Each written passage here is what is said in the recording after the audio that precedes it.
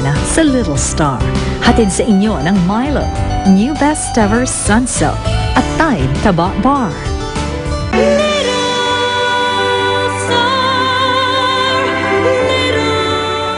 Babe, sorry.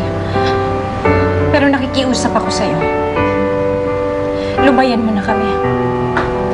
Patahimikin mo na ang buhay namin.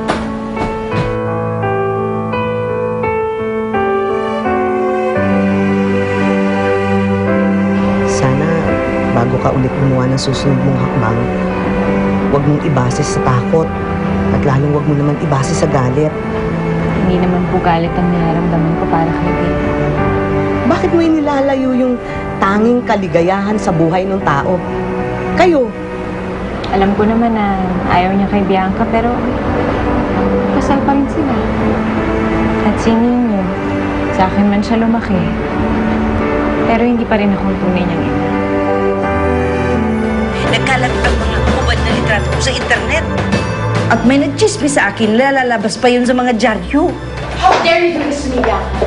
I trusted you! Diba sabi ko sa'yo, papasikatin kita? But not in this way. Hindi ako cheap na artist na pwede mong ganyan-ganyanin lang.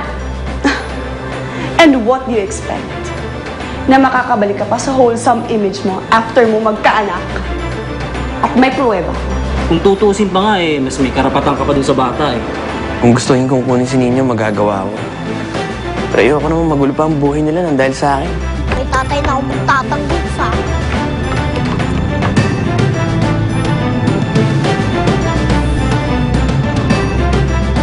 Astig pala tatay mo Kumusta ka na, Nino? Laki mo na. Kilala niyo po ako? Kilalang kilala kita. Kumusta na nanay mo? May nag-aalaga na ba sa kanya? Meron po. Ako po. Mahusay ka sumagot, ha? Sabi po ng nanay ko, huwag akong makikipag-usap sa mga hindi ko kakilala. Tara na, Bochok. Alika na.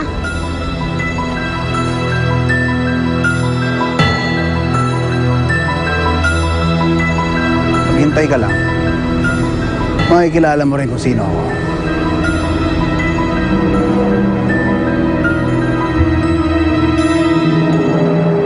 Sige na naman ho. Kaya ko naman hong gawin yung mga ginagawa nila Tsaka marunong naman ho akong magpinta. Pasensya ka na. Lumapit na rin dito si Angie. Pero ano kasi, kumpleto na rin mga trabahador namin. Hoy Mare, alalahanin mo, kung ayaw mo malasin ang negosyo mo, huwag mong tatanggapin itong babaeng to. Naku, akala mo may tatanggap pa sa'yo? Pagkatapos ng ginawa mo sa akin? Naku, baka mahawa pa itong lahat ng mga babae dito sa sakit mo. Nakakahawa pa naman yung kati ng katawan. Ew! Aling Perla, nirerespeto ko kayo. Hindi dahil naging amo ko kayo, kundi dahil mas may edad kayo sa akin.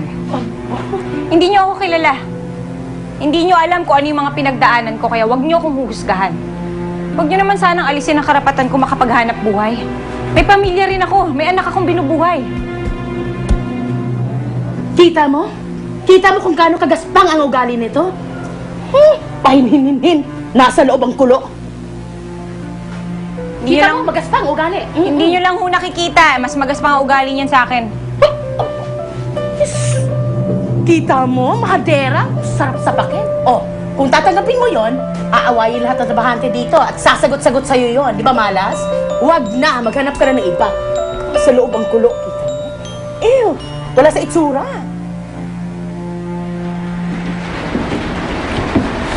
Ninyo, anak, halika na. Tulog ka na. Hintayin ko lang po si tatay. Baka sakaling dumating siya. Sana po, Nay, bumalik po siya, no? Naku, anak, gabing-gabi na Baka hindi na yun makarating. Tsaka, diba, ipapaalam naman niya sa akin kapag pupunta siya? Oh. Halika na, tulog na tayo, ha? Sumunod ka na sa kwarto.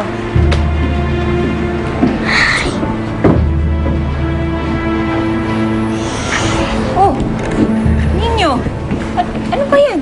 Ako na Ako na dyan, ako na. Nay, ako na po. Ako Ako na. yung lalaki dito, tsaka biling sa akin ni tatay ito, Nay. Ako na, hindi ko kaya Kanina matigas nga- yan. Tsaka kanina nga, Nay, may lalaki lumapit sa akin. Parang hindi ko siya nagustuhan, Nay. Parang masama yung ugali niya. Lalaki? Sino lalaki? Teka, bakit hindi mo sinasabi sa akin yan? Nay, iniwasan ko naman po siya agad eh. Pero sabi niya sa akin, kilala niya daw po kayo.